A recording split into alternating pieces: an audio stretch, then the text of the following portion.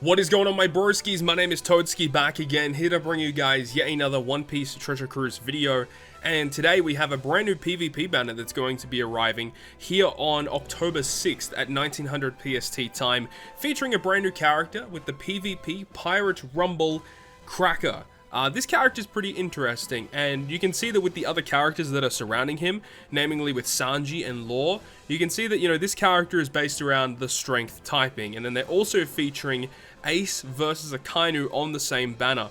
So versus Ace, Cracker, and also Sanji himself, not really too much for Law. I mean, Law can partner up well with the Cracker, but they're all based around using strength characters, and if you were lucky enough to pull Final Tap Kid on the recent Sugofest or the Super Sugofest that debuted this month, he partners again very well with all of these characters. In this video today, we're going to break him down, go through his abilities, as well as the steps for this Sugofest, and then we're going to be talking about the debut arena character that's going to be coming, I believe, the day prior to this. So this is debuting on October 6th. I think that the new arena is on October 5th, so keep that in mind. New arena is on the way. So let's go ahead and talk about this Sugofest.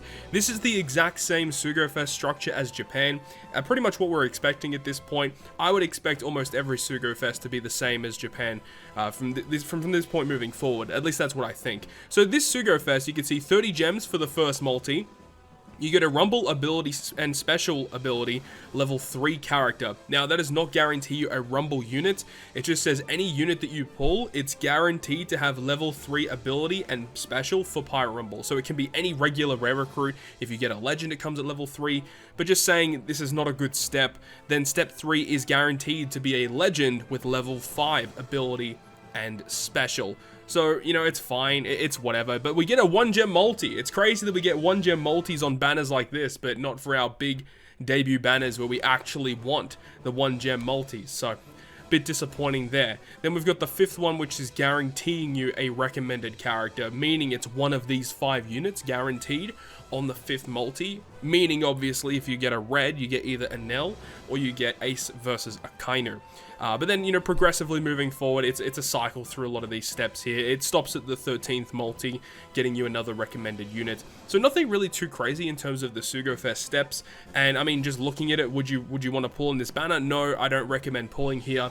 At this point, if you're done pulling for Ace Sabo, done pulling for the Final Tap units, your next best bet is to probably wait for New Year's Sugofest or whenever Yamato comes out. We don't know when that character is going to be releasing, whether it be on New Year's or it's after New Year's, whether it's before your New Year's. We really don't know yet, but I'd say whenever Yamato comes out or New Year's Sugofest, one of those two would be what I would advise you guys to be pulling on moving forward. I might make a video on it as well, just talking about upcoming banners you guys should be looking forward to, right? But anyways, let's talk about the brand new unit. Let's actually talk about what this Cracker actually provides. So Cracker normally is a strength slasher powerhouse. So interesting that he is a slasher though. So he really does work well with that new, or not new, but the Pirate Rumble Law, who is also a slasher. And then like Odin, for example, is a strength slasher. Sweet Commanders are a strength slasher. So you can like get a kind of an interesting team going on there. But Cracker, Captain Effect is pretty bad. Special ability, block slots to matching, and then boost color affinity of slashes by 1.75. Like, not an awful special, I guess, but you're not using him in regular content. He does have the 2 damage reduction potential abilities, meaning you can rainbow him very quickly, and that enables you to obviously get higher stats during Pirate Rumble. And of course, with the Kizuna Clash concluding, a lot of people have a lot of tickets, so rainbowing characters shouldn't be too much of a problem right now, at least if they have some of the older abilities that we all know and love, okay? So let's jump into Pirate Rumble. Let's have a look and see what he actually does. So his special on an 18 CT is pretty low, targets one enemy for 1 times his attack as damage, but it ignores defense, which is the exact same as Final Tap Kid. I think Final Tap Kid's was 1.5 times his attack that ignores defense, and this guy's just like, hey yo, just do 1 times attack, hit through anything, it doesn't really matter. It doesn't matter what their defense is. You're guaranteed to get that 1 times damage. That's really good, by the way. We've seen a lot of teams recently be very tanky, and this is just a really good way to break through that.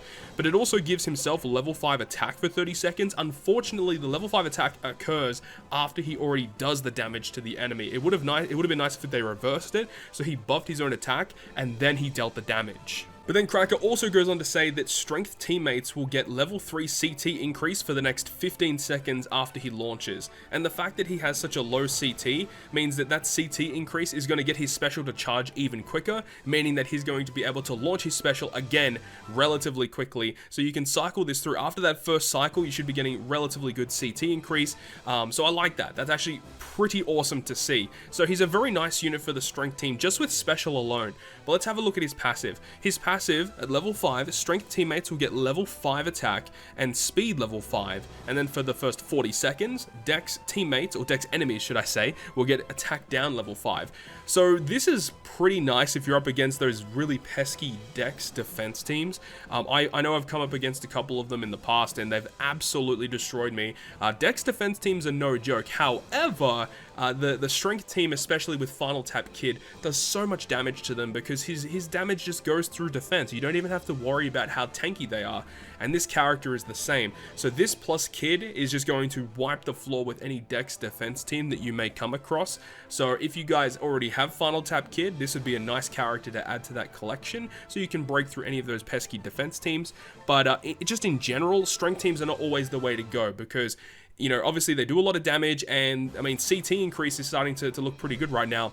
Once we get the Summer VV Legend, that's going to be another great addition to the strength team because I believe her passive is like just flat out level 5 CT increase to strength units all the time. So like that unit plus Kid plus this Cracker, like already a really good core of strength units. So once that VV comes out, that's really going to propel these strength teams to be even better and relatively viable options for offensive capabilities. But again, it's a little risky right now because, you know, you need more CT increase to ensure that you're doing damage to the enemy so that you can kill them before they hit you back, because strength teams defensively are awful. So you need to make sure you're doing more damage than you're taking, of course, so you can kill them before they do damage to you. But obviously, you know, Cracker's a pretty good unit, not a unit that will really see much play at the moment, but, you know, as time progresses, definitely could be a good unit for the strength teams. And here we are with the next arena character arriving to One Piece Treasure Cruise Global. So we've got certain characters powered up for the versus Mihawk arena. Now, Mihawk is a pretty cool unit. He is an int character, of course. He is an int slasher cerebral. Captain effect doesn't really matter too much. You're not really using him as a captain. His special ability is pretty interesting though. So it reduces all enemies' health by 10%, and it reduces blue shield and resilience by 5 turns, and it gives you a 3 times chain lock for 1 turn. However, if you have dealt 5 million damage or more in the previous turn, it will go ahead and reduce his own cooldown by 9 turns after you use the special. So this is a pretty interesting one, because you can actually kind of cycle this through to get it like through multiple activations, right?